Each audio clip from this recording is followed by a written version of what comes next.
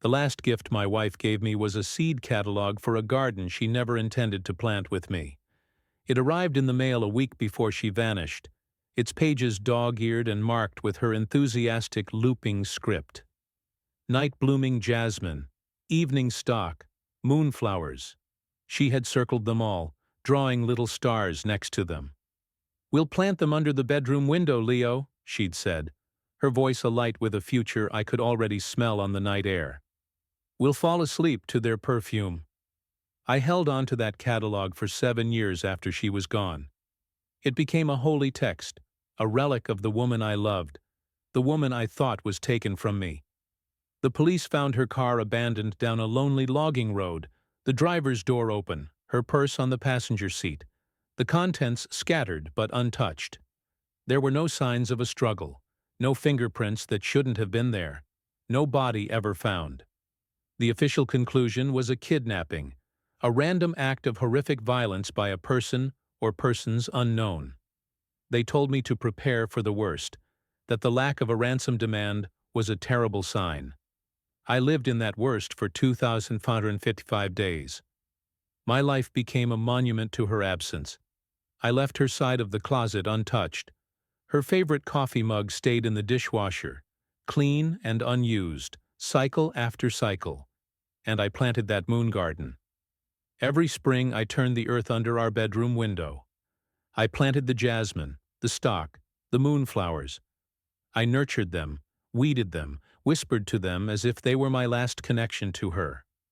The flowers would bloom, their scent drifting into our room on the night breeze, a beautiful, haunting lie. I was a ghost, tending a garden for a ghost. My brother, Julian, was my rock. He was the one who identified her car, who handled the media, who held me up at the grim, bodiless memorial service. He moved into my guest room for the first 3 months, making sure I ate, that I showered, that I didn't do something irrevocable in the deep, silent hours of the night. He was my younger brother, but in those years, he became the adult. He managed my spiraling despair with a quiet, sturdy patience that I came to rely on like a crutch. He also managed my company. I was the creative force, the founder of a boutique architectural firm, but in the wake of Elara's disappearance, the will to build, to create, drained out of me. Julian, the shrewd businessman with the MBA, stepped in. He'd been my CFO, but now he became the de facto CEO, steering the ship while I sat in my office, staring at blueprints that had lost all meaning. "We'll get through this, Leo," he'd say, his hand on my shoulder. "Together. I'm not going anywhere." And I believed him. His presence was the only solid thing in my collapsing world. The business, against all odds, not only survived but thrived under his care. He landed bigger clients, streamlined operations, and our profits soared. He attributed it to aggressive restructuring and a couple of lucky breaks. He'd present me with the quarterly reports, and I'd sign them without reading, my mind 1,000 miles away, in a moonlit garden with a woman who was never coming back. The change didn't happen all at once. It was a slow thaw, a crack in the permafrost of my grief. It started on the 7th anniversary. I was in the garden, the evening stock releasing its first tentative fragrance of the season, and instead of feeling close to Elara, I felt nothing. A vast, echoing emptiness. The ritual had become just that, a ritual, devoid of the magic I'd forced into it for so long. The roots of my memory had rotted. It was time to let go. The next day, I decided to clean out Elara's desk in the home office we'd shared. It was the last untouched shrine, a task I'd avoided for years. My hands trembled as I opened the top drawer. It was filled with the mundane artifacts of a life interrupted. Paper clips, dried-out pens, old receipts, a half-finished crossword. Each item was a small, sharp pain. I worked methodically, emptying each drawer into a cardboard box for donation, my jaw clenched tight against the tide of emotion. The bottom drawer was stuck. I jiggled it, pulled harder, and it came free with a sudden jerk, its contents shifting. As I reached in to clear it out, my fingers brushed against something taped to the underside of the drawer itself. A small, flat key. My heart hammered against my ribs. This was new. This was a secret. With fumbling hands, I searched the room. What did it open? Her old laptop was long gone, given to the police and never returned. The desk had no locks. Then I remembered the small decorative trunk she used as a hope chest, tucked away in the back of our walk-in closet. I'd never thought to look inside it after she vanished. It seemed too personal, too full of a future that had been stolen. I carried the key to the closet, my pulse a frantic drum in my ears. It fit. The lock turned with a soft, definitive click. Inside, nestled among a few childhood mementos and some old letters from her grandmother, was a simple, leather-bound journal. I recognized it instantly. It was the diary I'd given her for our first anniversary, her initials embossed in gold on the cover. She'd told me she used it to sketch garden ideas. I sat on the floor of the closet, the dust motes dancing in the slanted light from the door, and I opened it. The first page was a sketch of a garden, just as she'd said.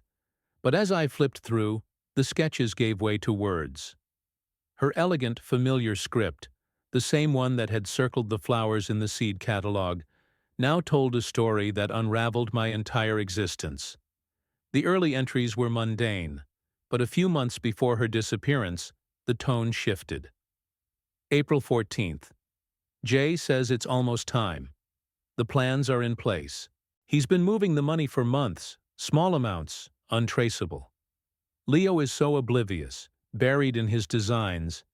He never looks at the books. It's almost too easy. My breath caught. Julian, May the 2nd. We had another fight tonight. I staged it perfectly, crying about his emotional distance since his last big project. He just looked so guilty and sad. It made me sick. Jay says we have to sell the narrative. Everyone must believe our marriage is crumbling. It's the only way no one will question why I'd leave. I remembered that fight. I'd spent weeks blaming myself, thinking my workaholism had driven a wedge between us in her final days. June 1st. The final transfer is done. Jay set up the accounts in the Caymans. We have enough to live like kings for the rest of our lives. I packed a go bag today. It's hidden in the trunk of my car. I look at Leo sometimes, sleeping so peacefully, and I feel a twinge. But then I think of the life Jay and I will have, a life without this quiet, predictable sadness, and the feeling passes. This is for us. The words were ice picks, chipping away at my soul. June 10th, 1 week. The car will be found near the state park.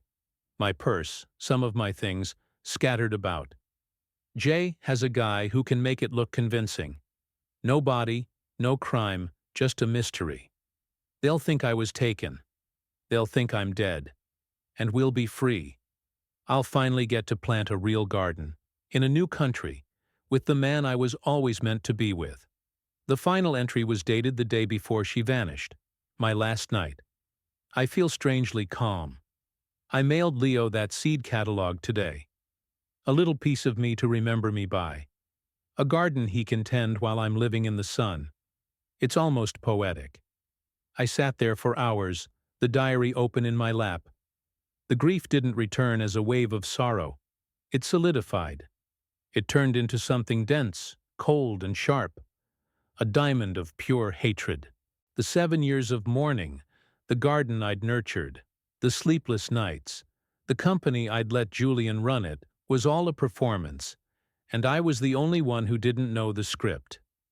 They had used me. They had stolen my wife, my company, and 7 years of my life. They had turned my love into a weapon and my grief into a cover story. The quiet, broken man was gone. In his place was someone new, someone with a purpose. The first thing I did was verify it. I went to the company office late that night, using keys I hadn't touched in years. I bypassed Julian's sleek modern system and went straight for the archived financial servers, the ones he thought were obsolete. I followed the digital breadcrumbs, using the details from the diary. It was all there. The shell companies, the layered transfers, the final destination in the Cayman Islands. Millions of dollars. My money. The profits from the designs I had poured my soul into, siphoned off by my brother to fund his life with my wife. I didn't touch anything. I just documented it. I took screenshots, copied files to an encrypted drive, and left as silently as I came. Next, I found the private investigator I'd hired in the frantic first weeks after Elara's disappearance. Miles was a grizzled, retired cop who had always seemed dissatisfied with the official story. I showed him the diary. I showed him the financial records. His eyes, weary and cynical, lit up with a cold fire. "I always knew it," he muttered. "It was too clean." I gave him a new mission. Find them. He had a name, the alias Julian had used to set up the accounts. He had a trail of money. It was enough. While Miles hunted, I began my own preparations. I started showing up at the company again. I told Julian I was feeling stronger, that I wanted to re-engage, to thank him for his stewardship by lightening his load. He was wary at first, but I played my part perfectly. The grieving brother, tentatively finding his way back to the land of the living, grateful for his younger brother's strength. I took on small projects, asked him for advice, praised his business acumen. I saw the suspicion in his eyes slowly fade, replaced by a condescending pride. He thought he was managing me, just as he had for 7 years. He had no idea I was the one pulling the strings now. Miles called me 2 months later. He'd found them. They were in a small, lush valley in New Zealand, in a stunning modern house that looked like something I would have designed. It was surrounded by a spectacular, sprawling garden. Of course it was. They were living under new names, but it was them. He had photos. Elara, her face tanned and lined in a way that spoke of years in the sun, not of stress or captivity. She was laughing, her hand on Julian's arm as they walked through rows of vibrant, unfamiliar flowers. Julian looked older, heavier, a man content in his ill-gotten paradise. The sight of them, alive and thriving, should have shattered me. Instead, it focused me. The final piece of my plan fell into place. I couldn't just expose them. That would lead to a messy public trial, a media circus, and worst of all, a narrative where they might be seen as tragic lovers. No. Their punishment had to be as personal, as intimate, and as meticulously planned as their crime. I would take from them what they had taken from me, their future. I began to quietly liquidate my remaining assets. I sold my house, my car, all the investments Julian didn't know about. I transferred the company legally and formally entirely into his name. I told him I couldn't bear the memories anymore, that I was cashing out, moving to a monastery in Tibet to find peace. He signed the papers with barely concealed glee. He was finally rid of the sad sack brother, the true owner of the empire he had built with my money. He had no idea the empire was a house of cards. With the help of a discreet lawyer, I repatriated the stolen funds from the Cayman accounts.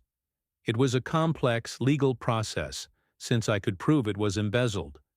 The money flowed back into the company's accounts, and then, just as quickly, I, as the sole owner before the transfer, moved it all out again, into a network of trusts and charities. I left the company with enough capital to operate for about a month. Then the debts would come due. Then I booked a flight to New Zealand. I didn't bring a weapon. I brought a file folder. I rented a car at the airport and drove to their valley. I found a small inn in a nearby town and waited. I learned their routine. Every morning they would have coffee on their terrace overlooking the garden. It was the perfect time. I walked up their long gravel driveway the next morning as the sun was burning off the valley mist. The air was thick with the scent of blooming flowers, a cruel mockery of my own moon garden. They didn't see me at first. I stood at the edge of the terrace, watching them. They were sitting at a wrought iron table, Julian reading a newspaper. Elara tending to a pot of orchids. She looked up first. Her face went through a series of rapid transformations. Confusion, disbelief, dawning horror, and finally, a stark, primal fear. The orchid pot slipped from her fingers and shattered on the terracotta tiles. Julian looked up, annoyed, and then he saw me. His newspaper fell from his hands. The color drained from his face. For a long moment, nobody spoke. The only sound was the distant call of a bird and the ragged sound of Elara's breathing. "Hello, Julian," I said, my voice calm, almost conversational. "Hello, Elara. The garden is beautiful. It puts mine to shame." "Leo," Julian stammered, rising to his feet. "How? What are you doing here?"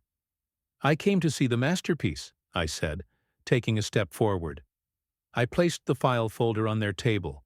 "The one you built together." Elara was crying, silent tears streaming down her face. "Leo, please, we can explain." "You already did," I said, tapping the folder. "In great detail. It's all in here. Your diary, Elara. The financial records, Julian. The PI's report with your photos and your new names. It's quite a story." I opened the folder. On top was the photo of them walking in their garden, laughing. "You look happy." "What do you want?" Julian snarled, his fear turning to anger. "Money? Is that it? After all this time?" I smiled, a thin, cold smile that didn't reach my eyes. "No, Julian, I don't want your money. I've already taken it back." I enjoyed the confusion on his face. "What?" "The money. The millions you embezzled. It's gone. I repatriated it. It's currently being distributed to several charities for families of missing persons." I thought it was fitting. His bravado cracked. "You're lying." "Check your accounts," I said softly. "The company accounts, too. I signed it all over to you, remember? The debts are yours now. All of them. The house, the cars. It's all tied to the company. It's all about to collapse." While he stood there, paralyzed, I turned to Elara. I reached into the folder and pulled out the seed catalog, now brittle and yellowed with age. I dropped it on the table in front of her. "You were right," I said. "It was poetic. The last gift you gave me was the map to my own prison, and now I'm giving you yours." I looked at Julian, who was frantically trying to access his bank account on his phone, his hands shaking. "Your paradise is foreclosed, brother. You have nothing. No money, no company, no identities. The authorities will be here soon. Embezzlement, fraud, conspiracy. It's a long list." I looked at them, these two architects of my despair, now standing in the ruins of the world they had stolen. "You spent 7 years building this," I said, gesturing to the house, the garden, their life. "I spent 7 years planning how to take it all away. You took my wife. You took my brother. You took 7 years of my life. But you made one mistake." "What?" Elara whispered, her voice broken. "You left me with nothing to lose." I turned and walked back down the driveway. I didn't look back. I heard Elara begin to wail, a sound of utter, absolute desolation. I heard Julian shouting, a string of curses that turned into pleas. I got in my car and drove away. I didn't go to the authorities. I didn't need to. The financial collapse would bring them soon enough. The trail of evidence I left was impeccable. I heard later that they were arrested trying to flee the country with forged passports. They're in prison now, their perfect life replaced by a small, concrete cell. They have each other, just as they always wanted. I sometimes wonder if they still find poetry in that. I sold the Moon Garden property. I moved to a city, a place with no soil to plant in, just concrete and glass. The silence here is different. It's not the silence of absence. It's the silence of a debt, finally paid in full. The last gift my wife gave me was a seed catalog, and from its poisoned pages I cultivated not flowers, but a revenge so complete, it finally allowed me to uproot the past and walk away. free at last.